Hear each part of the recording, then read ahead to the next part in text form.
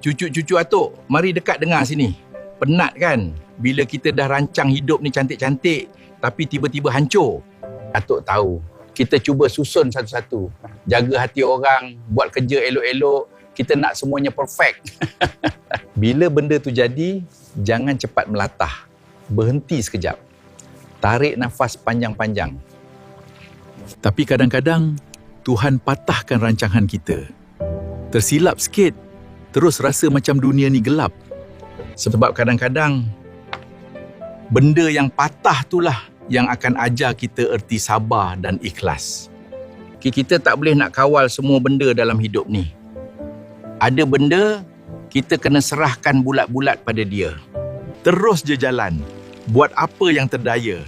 Nanti perlahan-lahan, kau akan nampak ada cahaya di hujungnya. Apabila sampai masanya, cuba undur setapak ke belakang dan pandang hidup kau dari jauh.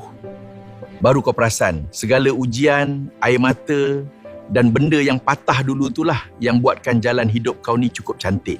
Terima seadanya. Hidup ni tak perfect, tapi sentiasa ada keindahan. Ingat pesan atuk ni.